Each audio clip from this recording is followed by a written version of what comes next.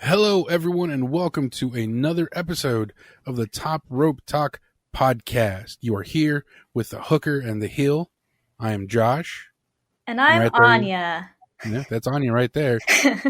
She was so excited she couldn't wait for me to get the introductions out. She was like, I'm just going to jump right in. Well, I mean, everybody's here to hear me talk anyways. Why not? Everybody but me. Everyone's here to hear you talk but me. And yet you're still here. That's true, but that's because you would never be able to get this done without me. So, oh, yes, I would. We'll have to try it 1 week. That's not funny. We will not be doing that. All right. So quick, just kind of a recap of the week. My God. Okay. So the last episode came out and I expressed my budgeting, like my wary excitement for the possibility that the Super Showdown could be a good show this year. And then it's like Vince heard that I thought that it might be good. And he was like, hold on, let me fix that for you. Basically, he gave a good fuck you to everybody and their mom. It was ridiculous. There was just... Everyone was like, what are you doing? Like, I feel like this show was just so cringeworthy that, I mean, I'm kind of speechless about it. Yeah, no, it was so bad. Like, everyone obviously knew Ricochet wasn't going to beat Brock Lesnar. Of course not. Mm-hmm. But Brock has had really good matches with Daniel Bryan, with AJ Styles in the past. So it was fair to assume that this might be at least entertaining for 5 minutes. It should have been, yeah. And, they were building Ricochet up beforehand, too. And it's like, oh, he might beat Brock Lesnar. Like, who do you think's going to win? Like, they were just, even, like... At the events, they were just making his matches look better and better. They were like bringing him to the spotlight again. And it was like, oh, I forgot you were here, but now you're here. And then all of a sudden it's just like, just dropped like none other. I was so mad. The moment he ran into the knee or whatever it was that Lesnar threw, and then it was over. I was like, this is pathetic. Yeah, I mean, we all knew it was over before it even started, but that's okay. The moment he came out in those weird shorts, what was he wearing? I don't even know, man. He is so, like, just the way he is in general. I feel very thrown off by him. Like, I really kind of wonder what he does at home. Like, what do you hang out in at your house, like, when you're not doing anything? I bet he knits a lot. Probably knits with like the Golden Girls or something. So, yeah, you drink like a skinny margarita. Right. Yeah, and then I was like, okay, whatever. I got over that. It was what it was. Roman and Baron in the cage was okay. Yeah. Then we get to Goldberg and the Fiend. God, it's so embarrassing. Why would you build the Fiend up to be this incredible villain, this incredible heel, and then just lay him out? Like, here you go, kill him. Like, what? I don't understand. I don't understand the logic behind this at all. I was at work watching the event, and I like threw my headset off. And I was like legitimately mad at the bullshit I was watching. Right. And it was funny because you actually texted me 2 minutes before it happened. You're like, oh my God, what is this shit? I was like, what is what shit? Don't tell me. And then you told me and I was like, no, you're fucking with me. And like, as I was typing that out, it happened. And I was like, what is this? I had the same reaction. I was actually at the post office and I literally let out a scream in the post office with all these people looking at me. And I'm just like, what the fuck? And it was just embarrassing in all accounts for the Fiend, for Goldberg, for me. I just, why? What's the point? I'm still so mad about it. Like I went to Twitter immediately, obviously, because that's what we do these days. Yeah. And all of the comments just had me loving life because they were like there are people canceling their subscription and sending like confirmation pictures like Oh my to the God, yeah. Twitter feed, and people were just ripping into Goldberg, and everyone immediately was like, "Oh, great! Now we get Goldberg and Roman." Like they immediately knew Yeah, we what was all did. happening. Mm-hmm. And what's And then on funny, SmackDown, well, wait a minute. go What's ahead. funny though is with our when we were talking about WrestleMania, when we were talking about the road to WrestleMania and who we thought the matches were going to be with, um, it was just so crazy. Like we said this was a possibility, and I'm so proud of us for like looking at that, even though I really didn't want to think that, but Yeah, I really didn't want that to be a reality. no. And then of course to like Because follow it up on SmackDown like you were about to say. in my head they had this amazing storyline where Bray beat, where the Fiend conquered Goldberg. He ate some spears, kicked out. No one's kicked out of the spear, and he kicked out of the jackhammer, and then he wound up beating Goldberg. And he's this unstoppable monster. Who can stop him? And then they slowly bring Roman into it so it doesn't feel so forced, right? Yeah. So maybe the fans will buy into it a little bit. But instead, what do we get? Roman walks to the ring and says, "I'm next." Fuck you. There's no Seriously. art there. There's no storytelling. There's nothing compelling there.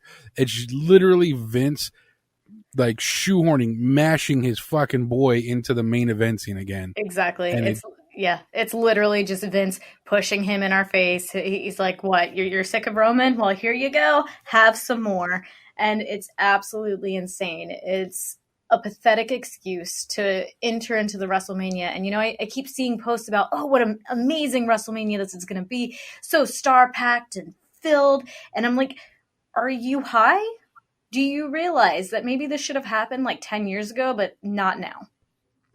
And so, okay, so obviously, another thing that kind of threw me off a little bit about the Super Showdown was Taker's chokeslam single move finish of AJ Styles. Yeah, that made AJ Styles look freaking horrible, which we Yeah. all know he's not. He's at the top of the fucking roster. And that's why I just don't understand the logic. I feel like you have all this talent that you keep spending time and storylines and all this building up, and then all of a sudden out of nowhere you just let them drop with no like reasoning behind it, and it doesn't make sense to So me.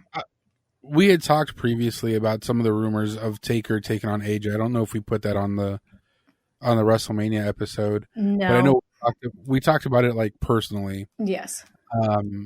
And when I first heard it, I was like, "Oh my god, that's exciting!" That's like, yes, Taker's out of his prime, but that's still kind of a dream matchup because like it's AJ Styles versus the fucking Undertaker. That's Right. amazing. And so part of me is okay with how Super Showdown went in this regard because it kind of sets up the road to WrestleMania with those two feuding. But at the same time, the way it happened made AJ look so weak. It made the OC look stupid. So I'm a little bit on the fence about the Taker aspect of Super Showdown. So my whole thing with that, I guess, and this is something I feel like I'm realizing more and more now. I really miss like the actual storylines that go into the feuds. Like what happened to cause this feud? Like why is this happening? Like, and I feel like this was just a very lazy attempt at just throwing it in. And Right. especially for something like this where Undertaker, I mean, he hasn't been around. He's been taking his time off and like getting healthier, and he's been out of the scene for a bit. And then Like some kind of slacking part-timer. right. And like, I mean, don't get me wrong, Undertaker has built up his stamina. He stamina is not the right word I meant. I know what you were thinking, though. Undertaker has been around long enough to where, you know what, he can Michelle do what he McCool, wants. watch out. Oh, even I can't stand up to her, man. She's a beastly woman. anyways, so he can do that. He has earned his ranks. Cool. If you want to bring him back for a WrestleMania every once in a while, that's fine. But I don't know. I feel like this was just poorly done, all in all, and for like once in my life, I'm actually not all that excited for this Taker match. It wasn't very graceful the way they set it up. It was just kind of like, whoa, here it is, AJ Taker.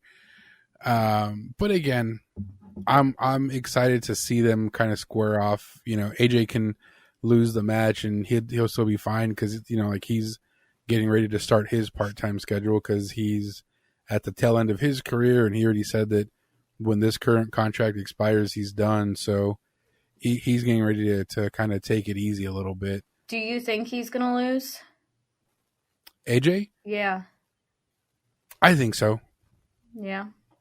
That's one thing I'm kind of curious about, I don't know how I really don't.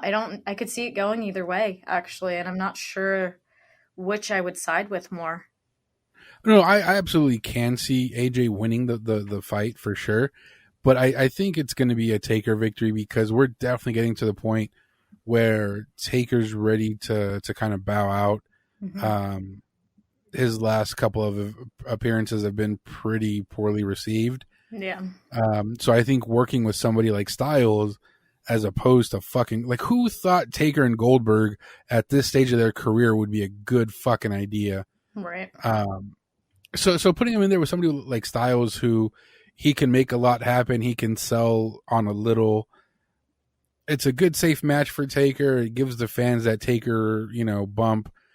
I get it. It makes sense. Mm-hmm. See, and overall, sorry. I feel like that would make sense, and it would be fine. Like, I just wish they had something prior to the Saudi Arabia thing, even like an interview with AJ where he calls out Taker, like just something where it like tied it together. Oh no, they definitely could have done a better job of setting it up. But that's Vince. That's Vince right now. Always Vince. Now, then, forever. Or was it then, now, forever? But speaking of Taker, well, hold on. Oh, we're not there yet. No, we got AEW. AEW Revolution happened. AEW Revolution did happen. I'm so sorry. But also, I wanted to talk about that, and I kind of was in gear, like I was right? going, like ready to go. Also, though, we mentioned Goldberg, somebody very important and that needs to be recognized in the WWE history, had his final match on Friday night. Gilbert has retired from the wrestling ring, and who did he have his last match with? James Ellsworth. That's fantastic. I heard that and I died a little bit inside because actually I really feel like that last match makes sense. I'm like, you guys go. You do that. Was it also Ellsworth's last match? I wish, but probably not. Yeah. No, I would actually love to find that video on YouTube and see if I can find that match. Yeah, find it. I know it's on, I saw like bits and pieces of it, but seriously, though, yes, I'm sure it was a very comedic experience. One thing that isn't comedic, though, is the exit of Matt Hardy from WWE today. The deleter of worlds. Yes. And he has been now deleted from WWE. Don't get me wrong. He was on top of the wrestling world for a while. Mm-hmm. With Broken Matt Hardy and the whole delete thing. Oh, absolutely. Like I actually when delete was at the top of its game, I think my daughter was like 2 and I taught her how to do delete. Yes. And so she'd walk around the house doing the like delete. That is amazing. It started to also kind of get sloppy and turn into like a Hitler salute, but she's 2, so she doesn't really get like it's acceptable. The differences there. So I was happy for him. I was like, good for Matt Hardy. He was never really main event material in WWF, the way he was packaged, the way he was presented. But the freedom that Impact gave him to do all this crazy shit worked for him, and he did a great job with it. Mm-hmm. And then when he was coming back to WWE, I was like, that's a bad move, man. He's not going to get the same freedom. That gimmick's not going to go over very well with like the way Vince runs the show. And I was right. Like he popped for a little bit. Vince let him do the whole broken bit for a moment, and then he just faded into obscurity again. True. Well, when they did come back to WWE, we've talked about this. That was the WrestleMania that I went to, and I absolutely lost it. I met them at WrestleCon earlier that day, and my brother and I were there, and we were talking to them, and we found out that they were going to be coming back that night by them like not saying anything, but still sort of saying stuff. And I lost it because I'm like, oh my God, it's the Hardy Boys. That's all I care about. The Hardy Boys are coming back. And well, now, at this point in their career, they're the Hardy Men. Anya, they're the Hardy Men. Okay, that was such a poorly done joke. I just need to. We just need to calm that down here a little bit. It amused me, and I think that's all that really matters. You, Josh, anything amuses you. That you're not wrong. Okay, so with that, they came back. I was really excited, especially when you're there, you heard the pop of them coming back down, and then when they won the match, everybody in the crowd just immediately delete. It was the best. It was absolutely insane. And you're right, they let them take it for a good while, but then you could just kind of see WWE was taking their toll, and it was just slowly dropping. And so it kind of sucked, but I think this is the right move for them now. And well, I say them because Jeff Hardy is technically still on contract, but he just had weeks added because of him not being there and not being able to perform. Okay. Yeah, so either way, AEW, they posted a very cryptic picture on Twitter earlier today. I think it may have been last night, earlier today. And it said the Exalted One is near. So yes. We can only assume what that means. Yeah, that's going to be, and that role is going to fit perfect for Matt Hardy. Absolutely. If this was 15 years ago, Taker would be perfect in that role. Oh God, yes. Imagine him. Oh, or even, I'm getting all crazy. I'm like, oh my God, Bray's the Exalted One. Okay. Go somewhere where they appreciate you, Bray. Right? Now we get Bray versus Cena. Okay. Anyways, we're talking about AEW, not what's really pissing me off right now. Okay, so AEW. Revolution. I did not watch it personally because I just got a new car and I didn't have an extra $50 to pay for wrestling. Yeah, I didn't watch it, but I did watch the one match. I found it online, guys. I watched the one match that mattered for AEW Revolution. Orange Cassidy. Sammy Guevara versus. Oh. And what was your takeaway of the match? I love that people are calling this match out as the match that shows Orange Cassidy can actually wrestle. That's the most that I've seen with everybody. And granted, I already knew he could wrestle. He's actually really, really fucking good. Being able to see him, he's talented. Yes, and sexy, and freshly squeezed. And he's definitely talented. I mean, you just don't understand or appreciate the beauty of a freshly squeezed Orange Cassidy. It's okay, Josh. Some people just don't have that luxury. I feel like I'm talking to Jerry the King Lawler when he's going off about puppies. This is the equivalent of that. You know what? Tell me about the match. How was it? And you're like, he's got a dick and he's hot. What? I never really thought I could ever be compared to Jerry the King Lawler. And now I'm kind of proud of it. So thank you. You're welcome. You should be. All right, you should be something. I don't know if proud is the word, but something for sure. To each their own. So no, the match was actually really interesting. It was kind of funny to see Pac interact with Orange Cassidy. When he does his little kicks, Pac started kicking back in that same fashion. So that was really funny. And then there was a point where Orange Cassidy was rolling away from him out to go out of the ring. And then Pac started to go around to that side of the ring. And so Orange Cassidy started rolling the other way.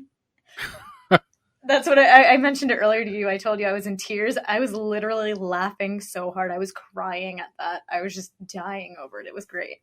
So yes, I thought it was a really good match. Pac ended up taking it, I believe. Of course, there was no other no other way that was going to play out. Yeah. And, now that we're mentioning AEW, though, I really do want to go back and actually watch Revolution. But the thing that's on everybody's mouths, instead of, I don't know, Jon Moxley winning the title or any of the other matches, is Cody Rhodes' new neck tattoo. Yeah, what's up with that? Even his wife said she doesn't like it. What are you thinking, man? That was rough. Yeah, when I saw the picture, I was like, what is this? I was like, oh my God, that's Cody Rhodes. Why did he lose a bet? I don't know, man. It's like that was just a bad tattoo in general, but the neck of all places, you can't have that.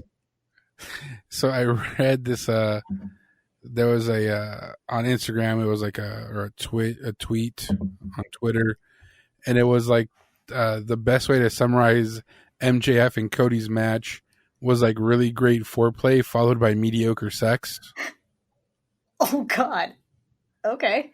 And that broke my heart because I love both guys and I wanted them to have a real barn burner of a match. Yeah, definitely. I do want to go back and watch it, but hearing that is, it sucks. It's disappointing. Yeah, definitely. They're both so talented, and especially MJF. He's such an incredible heel. I am happy that Adam Page and Kenny Omega retained the belts. Yes, yeah. I heard that, and I was really excited. And I'm glad that they didn't burst the Elite storyline so soon. I'm glad they're going to let that keep playing out, the tension between Adam Page and the Young Bucks and, Kenny Omega as the peacekeeper. Yeah, definitely. I do like that angle and that storyline.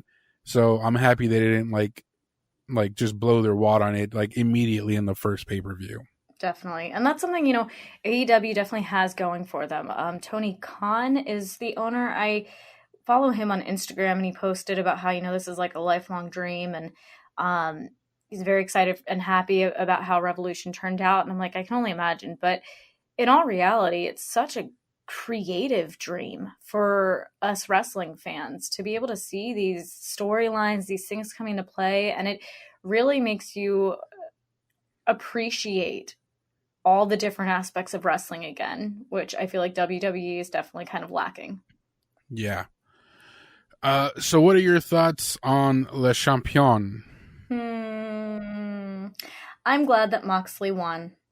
I was always a fan of Dean Ambrose in WWE. I have a photo with him, and I was very excited. You? Yeah, I had no idea. Aww, your sarcasm reigns. No, I'm serious. If I had known that, I probably would have had a second guess about or I would have had second thoughts about this podcast grouping. Josh, every time we get on the mic, I sit here and have second thoughts about this podcast grouping. I mean, I know I can carry this podcast, but I always wonder if maybe there's a better host for me to match up with. I don't know, Probably not. No. Probably not. So, Dean Ambrose. I'm so good at countering your little neuroses, you know what I mean? I'm pretty... I guess you're the hooker to my heel. Amen to that. Yeah. So my feelings towards Moxley or Dean Ambrose are sort of complicated. It wasn't that I hated him as a wrestler. I hated what creative did to him as a wrestler. I didn't like the weird, limited, childlike moveset they gave him. I didn't like the wacky, zany gimmicks they made him go through. Mm-hmm. I thought that there was something more to him. I see a little bit more in AEW and in New Japan when he was there, very briefly, and I like that. I just don't know if I like him enough to want him to be the second AEW champion. I mean, obviously it happened, and what I think's irrelevant, but this is our podcast, and I'm going to say my piece anyways. God damn it. Well, I'm glad you acknowledged the fact that it was irrelevant, because I was about to bring it up to you anyways. However, with that being said, Dean Ambrose in WWE always had a style that reminded me of Roddy Piper, and just that very chaotic mental capacity, and the way he he would come out to the ring, just very that I don't give a fuck attitude, basically. And with AEW, I definitely feel like he's given more opportunity to show his actual skill. I mean, he's not the best wrestler in the world. He's not the worst. I just enjoy watching him actually wrestle. I don't really think there would have been another option for the second AEW title holder. I think this was a good choice, because I feel like with Jericho, I mean, you can only hold the title for so long and do the same things over and over again. And I feel like, we've mentioned it a little bit. Jericho's starting to get a little sloppy. He's definitely getting up there, and I'm curious to see, especially with all the music, that might actually be another big thing, because I know Fozzy, he's still doing music with them, and then of course he has the next tour, the next cruise to plan out and everything as well. So I'm sure it's just he has a lot of other things going on that it was just time. So yeah, and I knew that he wasn't going to be a forever champion. He's definitely a veteran in the role, and you put the belt on him to give some prestige to the first champion. And I completely get that. Mm-hmm. I don't know. Maybe if Dean Ambrose decided to do half black body one day, I might be more a fan, like Hot Rod when he did the hot Scott. Yeah, got it. I was like, what are you talking about? But that made sense. I don't think that would be very much appreciated in today's age. I mean, I'm all for it, but no, it'll be interesting. I think is it Pac or It's Pac? Pac is going to be the next champion. I think he's going to be the one to take it from Moxley. Really? Yeah. I'm curious. I think Moxley's going to be champ for a minute. Yeah. But I think you have to build Pac up a bit more for that.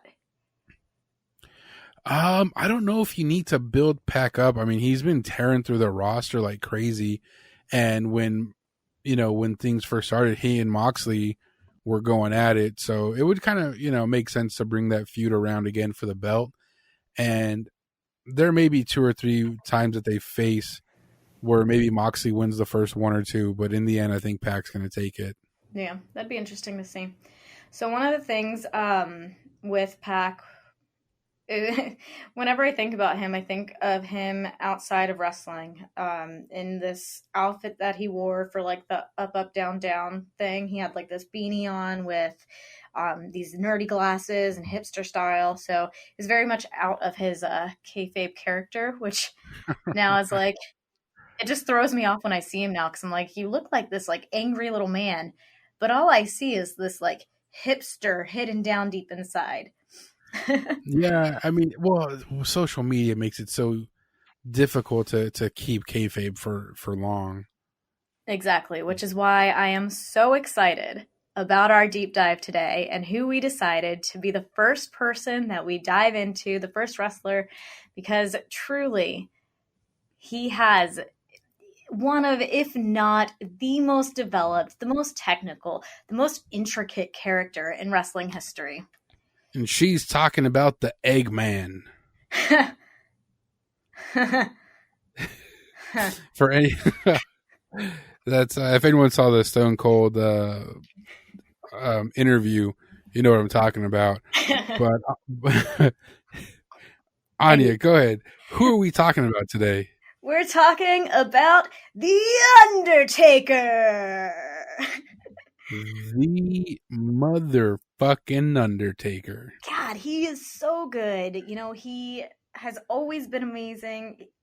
He just, I love it. When we were talking about who we wanted to be the first person to do the deep dive in. I was very unsure as to who we would decide, and you were the one that said it, to do Undertaker, and it makes perfect sense with how absolutely legendary he really is when you think about all that he's put into wrestling.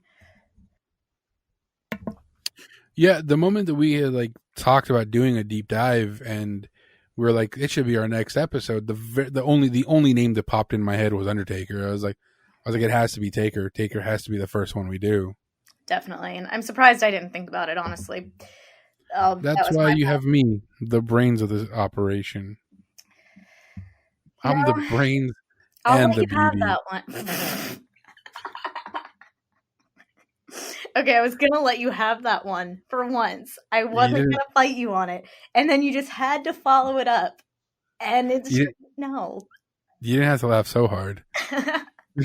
Guys, I literally spit my water out almost here. So, all right, let's get down to this. So, The Undertaker, Mark William Calloway.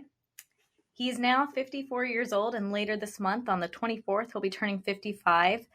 I just kind of wanted to go over like some of his bio and some like stats from his wrestling career and whatnot. You know, he's 6'10". He wears a size 17 boot. I know this stuff doesn't really matter to anybody, but it's actually really kind of crazy to think about. I mean, I wear a size 5 in women's. I wear a 12. Yeah. That's Jesus. He's a size 17. And randomly, hey Josh, do you know what his net worth estimate is? Take a guess. I don't actually. Take a guess. I'm gonna say 35 million. Oh wow. Okay, that's a little much. 2020, he is worth $17 million. Oh, it's halfway there. Yeah. Well, halfway over. Yeah, that's okay. So he started wrestling in 1986. There's actually been a few debates on this, like not debates, just misinformation, but he actually confirmed when he was on the Stone Cold sessions, the Broken Skull sessions, that he started wrestling in 86 about. Yep. He made his WWE debut in 1990. He debuted November 22nd on camera at Survivor Series. At Survivor Series, yep. As the final member of Ted DiBiase's $1 Million Team. Yes, ma'am. That is correct. It's crazy to think about, like, how he came in, you know. And did you watch the Broken Skull sessions? Oh, yeah. I watched it. Okay. So when they were talking about, like, the character development and everything, it's funny that, yeah, like you mentioned Eggman. Wow. I just got that. Oh God. Okay. So I guess I'll tell the story really quick. So Undertaker was waiting for calls from Vince McMahon, waiting to be picked up by WWE, and he was watching wrestling. He saw the Eggman, and he was just losing it because he knew, he's just like, that's what they're gonna have me do. They're gonna make me the Eggman, and he like was struggling to get in. So it was like this kind of like unhappy moment for him. But then he gets the call, and Vince starts talking about the Undertaker, and you know they show this drawing of like what they had envisioned, and I don't think they really even knew at that point how incredible this character and how legendary he would actually become. Oh yeah, you know they didn't have any clue. Like it was just like, yeah, it's a good idea, we'll run with it. But they couldn't have known the history they were making, the impact that the Deadman would have on not just WWF but wrestling in general, like the universe, the wrestling universe. It's so crazy to think, you know, it's been over 30 years now, and Jesus, still going strong, man. Like, well, I wouldn't say he's going strong, but what he stands for and who he is and has been as a wrestler is going strong still. You know, when he began with the manager of Brother Love, Bruce Pritchard. Brother Love, I really did enjoy him as a manager. So, you know, he Yeah, he only stayed on with Taker for 4 months, and then they switched it over to Paul Bearer. But it's interesting with Bruce Pritchard because he was actually just recently hired back onto WWE as the executive director of SmackDown. Oh, very nice. Yeah, back in October. And Josh, for your next wedding, you can also go to his website and hire him as an officiant. My next wedding. Yeah. I mean, if I ever were to get married again, I probably would. Are you kidding me? That would be fantastic. Right? I'm sitting here like, okay, I need to keep his name on track in case that ever happens for me. But hey, Anya's friend, get on this so we can have Brother Love officiate. Oh man. All right. So 4 months in, ends up switching it over to Paul Bearer, and then Bruce Pritchard actually he ended up leaving WWE shortly after that for real. So Paul Bearer actually worked with Taker before WWF. Really? Yeah. Yeah, they worked briefly. Where was it? When he was in World Class Championship Wrestling. Right. One of the first organizations Undertaker worked for. He was accompanied by Paul Bearer, who then was going by Percival Percy Pringle. Wow, that's something I didn't know. Yeah, so then so they reconnected in WWF, and Paul Bearer brought out the urn. Yes, the urn, the infamous Oh, urn. you know what I found that I thought was actually really cool? What? And I think it's something I knew before, but you kind of forget certain trivia as the years go on. Right. You mean as you get older and you lose your mind? Yeah, when he first debuted, because he first debuted at like some small house show, he was introduced as Kane the Undertaker. You taking my notes, man? Taking my No, notes. did you? Oh, you did have that. Yeah, the first. Yeah, originally, yeah. Mm-hmm.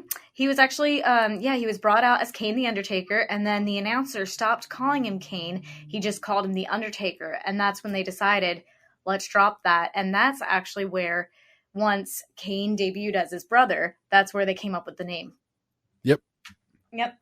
Oh man, some good history right there. Actually, so what's funny is I did not know that before looking into this, and so it was really cool to learn that. Yeah, like I said, it's one of those pieces of trivia that I picked it up somewhere, then I forgot about it, and it's just one of those things. But when it's just so interesting, like, oh fuck, that's so cool. Like now we have Kane, and Kane Right. is like a staple, and he's his own legend in his own right. Exactly. During the time with Paul Bearer, we saw the mystical urn, which it was always so weird and crazy, but I think his time with Paul Bearer is actually what made me love Taker. That dark, mysterious kind of creepiness, that attitude. But the urn in particular, It was so unlike anything in wrestling at the time. even now, I mean, we have little bits more of it, but yeah, I mean, that really started like the darker side and like bringing in like these random, because I mean, what after Taker, you saw things like the Brood, like The, like no, do you really think and they would have tried to go with that if Taker didn't work? and like also on top of that, like he's this giant man who was playing it as being impervious to all of the movesets thrown at him, and that's something that we didn't see before. Exactly. And Some then guy who he just kept eating these big punches and clotheslines, and he just wouldn't stop, and it was so yeah. And that's kind of in essence with the urn. Bearer used to bring Taker back to life in matches, or he would stop Taker from destroying his opponents even further. Like they used the urn to really really amp up that mystical, that inhuman style of Undertaker. And I think one of the other things with that, it had a very gothic style, of course, and then Taker would bring, like when he would beat somebody, he would put them in a body bag and take them back to the backstage and everything. And I love that they went so far into this character. And even then, these little things that they kind of faded out. One thing that we still have to this day are so many different match styles that match the character. And that's one of the reasons I think it's one of the most developed characters in wrestling history, is because it really created things from all aspects of the industry. I mean, with Taker, you ended up getting the first casket matches, the first Inferno match. Hell in a Cell came out, Buried Alive matches. What was it? There was some other parts of it, and although we don't really see so many of those matches today, we still see like the cage matches come out again and things like that, which I personally, I love how much went into the character. It really just gets me excited. Yeah, no, I mean, the development that went into it between he and Vince is just crazy. And then what I think also helped with that is we didn't have social media back then. Exactly. So whenever he was in public, he was the Undertaker. Whenever he was in private with his friends and his family, he was Mark Calloway, but no one knew because there was no like, hey, let's take a selfie and throw it up on Instagram where everyone's wearing like silly Hawaiian shirts. Right. It was all kayfabe because it was easier to do it back then. Definitely. And and he even talked about this a little bit in the Stone Cold session as well, which, by the way, if you guys haven't seen it, please go watch it on the WWE Network. It's actually really awesome to see them two interact. Undertaker talked about, as the character development started and they started to do more with it, he ended up realizing that his like own closet was starting to become Undertaker-esque, and he would wear all black all the time. Even when he was just going out to the grocery store, it was always all black. And so he made that his life. And not until recently did he really start doing things like interviews outside of that character and going to like events outside of the character. He really did live the kayfabe style all through the years. And I'm impressed with how even today in social media, he was still doing that for a while. I mean, he didn't even have an Instagram until recently. So he was so good at it that I honestly didn't even realize that his normal speaking voice has like a country accent twang to it. Right. We talked about that, and because he's from Houston. He even listening to him on the Stone Cold sessions, I hate to say this, but I was like kind of laughing at him a little bit because he has like an older man kind of style of talking, and he would say little things over and over again, because I always say things like while I'm talking and in the middle of sentences, and he was doing this like, right, well, or right end. And it was just really interesting to hear him talk like that and not like rest in peace. It's my horrible Undertaker impression. No, I agree though. It 100% threw me off because I wasn't expecting him to talk like the Undertaker, but I wasn't expecting this unassuming, friendly, inviting kind of, just country-esque accent that really threw me off. And then at one point he said something like he and Austin were talking about something, and he used the phrase "some bitch" with his accent. And I had to pause the video and I had to put it down. And I was like, the fuck is going on here? I don't like this new age of everybody knowing these wrestlers, goddammit. It's not right. It's not natural. And what's funny, though, is thinking about it, we probably should have had some kind of inkling to it because, even though he's always been Undertaker to us, throughout the years, there have been many faces of the Undertaker. And I didn't actually even realize how many different like styles of him there were, even being a huge fan. Like, I just didn't really think about it until doing more research and realizing like how they were separated. And, so going off that, obviously the most popular are him being Undertaker and of course his American Badass. What did you think about American Badass? So I didn't love the gimmick. Right. I thought it was okay. If it was any other wrestler, it would have died quickly. They probably wouldn't have gone very far in their career if it was any other wrestler's like first gimmick. But because it was the Undertaker, he was coming back from like a 8-9 month layoff. Mm-hmm. We let it slide. We're like, all right, cool. It's Taker. It's not Taker, but it's Taker. I liked the last ride. I thought that was a fantastic fucking power bomb. Mm-hmm. But other than that, I'm not really connected to the American Badass leg of his career. Right. He had a few different ones. So, the Deadman Era, basically. He had the Lord of Darkness, the Ministry of Darkness era. And me being the person that I am, I'm really into like the goth aesthetic and the decor of that aspect. But those like particular time frames for me, I really enjoyed his wrestling, but I didn't really like the style of him. Are you talking about the Lord of Darkness and Ministry of Darkness era? Yeah, like the hood and the weird, like almost like cult-like appearance.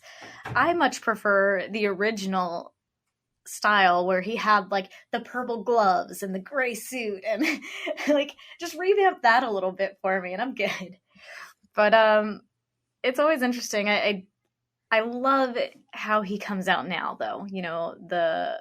The hat that he wears. I don't remember what those are called. I think it's a sun hat. I mean, not really. I guess I think there's like a name for it. And Stetson.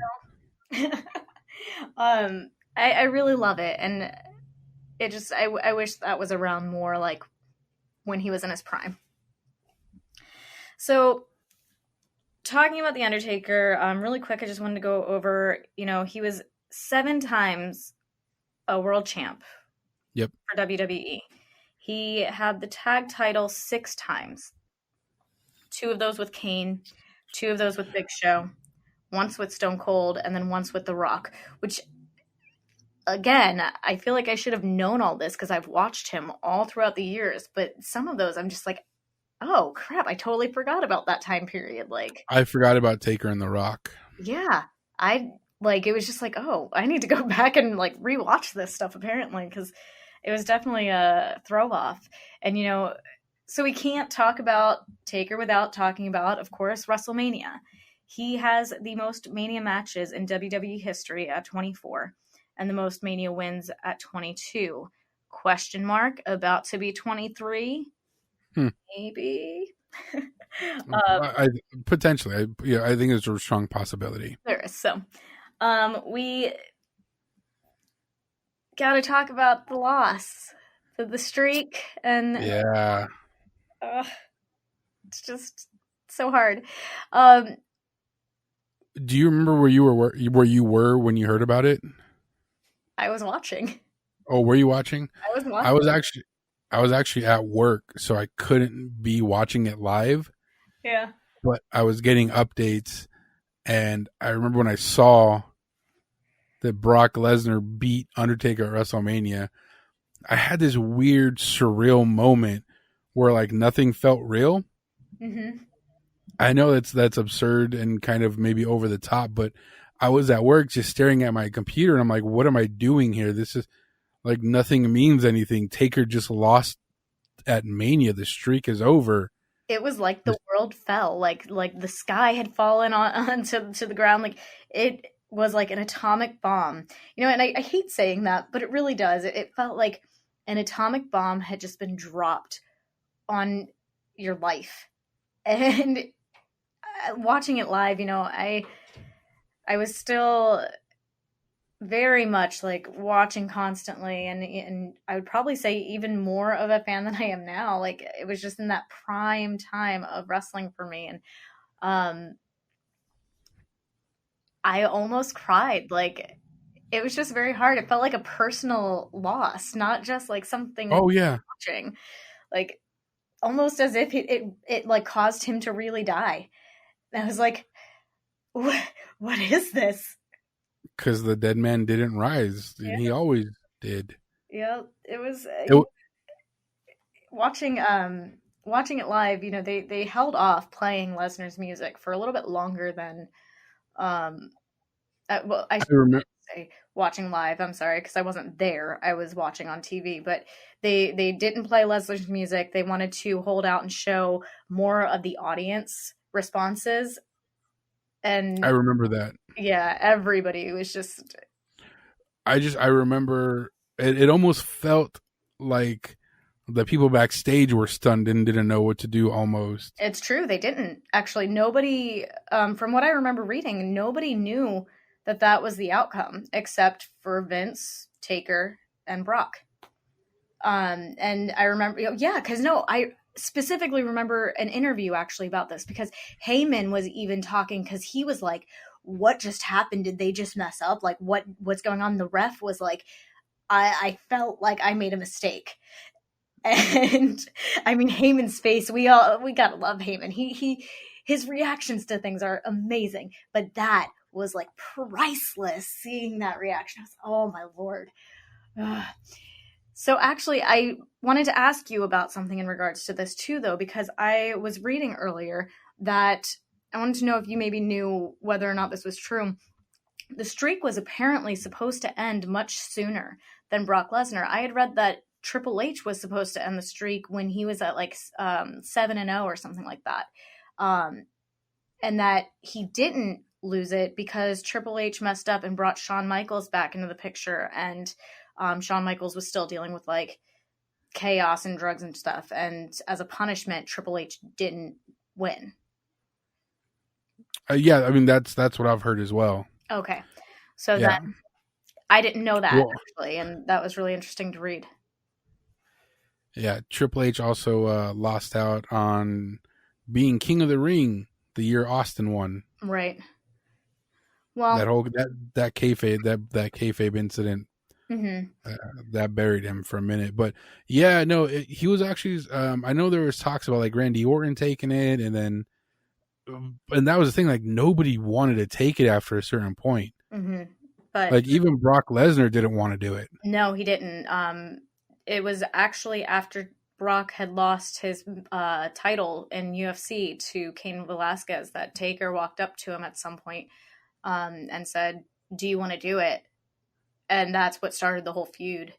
But yeah, and if you watch back on like different Wrestlemania like shows and stuff where they go over what happened, and you see Taker go into the back and like the appreciation and the awe that people have for him after that, like it was just so touching to see like how he's affected and impacted everyone around him. To see that emotion was really awesome. So what I thought was really crazy, it was watching that Stone Cold interview, where Taker says that he took a bump somewhere in that match and like lost all memory of the match. I don't remember hearing that, but I'll have to rewatch. He his memory, the last thing he remembers of that night or of that day was talking to his wife in the locker room about 2 hours before everything started, and then the next thing he remembers is being in the hospital at like 5 a.m. That's just so crazy to lose that sort of a night. Like that kind of historic memory that you should definitely have of your life, and he lost it. That sucks. Well, he was actually saying in the interview that was one of the main reasons that he didn't let that be his last night, was that he didn't remember it, and he was like, God damn it, I'm gonna remember my last night. So that's one of the reasons why he came back and then kept coming back. All right, so what is your favorite WrestleMania match with Undertaker? There were so many. There are so many good ones, but in all honesty, there are quite a few not so good ones either also. And I did a lot of like rewatching matches and kind of looking at the different styles to them and everything. And I know what my top one is, and I feel like we might actually match up. I'm not sure though. Are you thinking Edge? Oh, no. No. Okay. I thought you were thinking that's what I was thinking. No. Because I wanted to say the Edge match, and that was a really It good was really Undertaker. good, but not the best. Yeah. I'm gonna say Triple H in the Hell in the Cell. What? That's your favorite? No. No? What makes that your favorite? Like, Just the way that those two kept going at it, the brutality that they laid out in the ring. mm-hmm. They really left it all in. Ugh, they really left it all out there. You know, Shawn Michaels being the special guest referee, and the storyline that contained, because Shawn Michaels couldn't beat Taker twice and put his career on the line, and then Triple H failed the first year, and now it was just like a culmination. You know what I mean? It was the end of a really well told story, I thought, and they went at it like rabid dogs. They really did. I rewatched that one, and it is a good one. It is a very good one. But my absolute favorite Mania match is, I mean, obviously him versus Shane McMahon. Okay. Just kidding. You did not react to that the way I thought you would. I'm glad. I was trying to be respectful, but I was like, all right, cool. Like, nope, no. What? WrestleMania 25, when he went against HBK for the first time. That match, they were both in such incredible shape. I mean, HBK, we all know he is an incredible seller. You know, he was flying over the top turnbuckle when Taker threw him. Taker did old school, and it was just so perfect and graceful, like always. And then Shawn Michaels has Taker in the crossface, and Taker just starts to like pick him up, and then he picks him up and side slams him. And it was just so insane to see these two. And for the same reason, they both like just giving it their all and throwing everything they had. And it was when they were both in such good shape, it was literally two of the best wrestlers in history having one of the best matches of both of their careers, hands down. So good. Yeah, it was. That was actually my second choice. Okay. I know a lot of people, a lot of fans actually really love that match in particular. And I got to agree with them. It's absolutely fantastic. Even watching it today, I was rewatching, and I'm like sitting there at the edge of my seat, just like as if I've never seen this before. Just like, who's gonna win? So good. You know, and we've talked so much about like just the different styles of Taker, and he's had so many feuds, and there are so many matches that we could talk about forever and ever and ever. And for like literally forever. Yeah, like truly. Well, maybe not literally, but a good chunk of forever. A good chunk, definitely. Wanted to finish it up with one of the questions that we had talked about. Who is your favorite feud? Or I'm sorry, what was your favorite feud that Taker was part of? My favorite feud. Yeah, I thought about this. There were so many feuds that he went through. So many different stages, you know, the Deadman, the Lord of Darkness, American Badass. My favorite feud, and this comes strictly from like young Josh, fueled by nostalgia, was the Ministry of Darkness Taker versus Stone Cold. Really? That was my favorite feud, because this was at the time also when Stone Cold was still, you know, just kicking everyone's ass, and you know, he had taken on the DX before, and now he was taking out the entire ministry. And then there was like that whole bit with like Stephanie tied to the cross. I just, you know, what was that, 98? How old was that? 98? 12 to 13-year-old Josh just ate that shit up, and that really sticks with me. When I think Undertaker, I have two images. There's a Taker with like the frayed shirt and the purple gloves. And then there's Lord of the Ministry of Darkness Taker with like the arrow goatee, beard chin, you know, just leading everyone into an age of darkness and Stone Cold standing against him. So Stone Cold taking on the Ministry of Darkness was my favorite Undertaker feud. Hands down. I get the reasonings, and the reasonings for yours are actually very similar to the reasons of mine. When I first started watching wrestling, when I first like really fell in love with The Undertaker, it was when he was finding out about Kane and this brother that he thought was dead the whole time, and then Kane coming out, and you know, I feel like it's how they built it up, the storyline behind it, how they both interacted with each other, and how Paul Bearer came into the mix.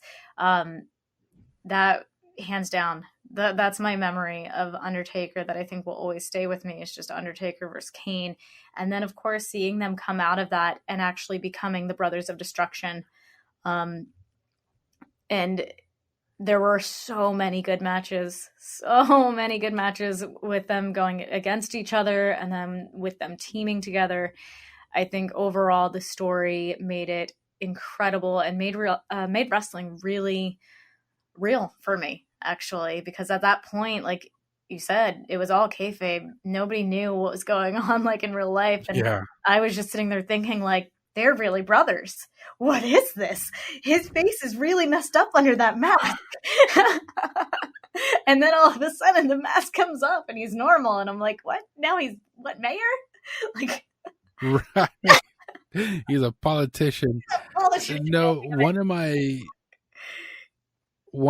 favorite things about Undertaker is the lasting effect he's had with the character he made. You know, he was world champion 7 times. None of his title reigns were like exceptionally long or noteworthy as far as, you know, breaking records or whatever. But he was the kind of wrestler, the kind of character that he didn't need the belt. Exactly. It was Taker. He was who he was. Whether he had the belt or not, it didn't matter. He was a draw. You wanted to see him because you knew it was something special. And it's so rare when that happens, when you get a wrestler like that. And he's obviously one of the greatest of all time. And I think that's safe to say that no one's ever going to be able to knock him off of that. Off that pedestal of being one of the greats ever. Absolutely. I have to, you know, I love Undertaker in a way that I don't think I've ever felt about any other wrestler. And, you know, we talked about, you know, Roddy Piper is my favorite also. Like, I can't pick between them because Undertaker is such a different style. The reasons I love him are so different, and it's true. Like, his legacy will always be there, and everything that he's done for the industry and everything that he's given back and how he's appreciated, and it's shown by anybody that's in the industry, not just WWE. It's everywhere. Right. You know, and I love being able to see now also that even, you know, social media, it sucks because it takes away from like the realness of wrestling. But I also do love being able to see, you know, like Michelle McCool post pictures, like the video you sent me of him with his daughter and things like that. And it sucks because you realize like he's not Undertaker. But for us, like, he'll always be Undertaker no matter what. And you can't take that away. Yeah. And there's just no denying the specialness of him. Yeah. He will leave a legacy, and his lasting place will of course be in the Hall of Fame. There is no doubt about that. Man, we didn't even talk about like his clique and his partying ways, the way he used to party like crazy. Like, do you know who like his inner circle was? I remember him mentioning it on Stone Cold sessions, but I don't recall who he was around. He didn't talk about who he hung out with. He just kept referring to his boys. But he would regularly hang out with like Yokozuna, Savio Vega, and like 2 or 3 others that were like his normal crew. And I'm like, just imagine walking into like a party and seeing Undertaker and Yokozuna and Savio Vega, who's no small guy, just chilling, getting fucked up. Like that's got to be a crazy sight. Right. I could not imagine. I mean, I would definitely be more focused on the fact that Undertaker was standing before me, but yeah, I can't even imagine, like, how much does it take for them to, like, get drunk? From the stories, it's a lot. it's a lot. One of the other, like, random little facts that I found out about him, actually, he established the Zeus Compton Callaway Save the Animals Fund at the Texas A&M College of Veterinary Medicine and Biomedical Sciences with his ex-wife, Sarah. And they would donate $500 to every large, like, procedure or any major procedure for large dogs. And I thought that was really cool to see, like, that he was also, I mean, he's this incredible guy, obviously, an inspiration for many in the wrestling industry, but also he's just a good person in general. Yeah. Yeah, there's not enough good things we can say about The Undertaker, both in ring and out. Yeah. He's just... There was no other wrestler we could have talked about on our first deep dive. Nope, not at all. He is truly one of a kind and hands down, easily my favorite ever. Well, all right, Anya, why don't you tell the folks where they can find us?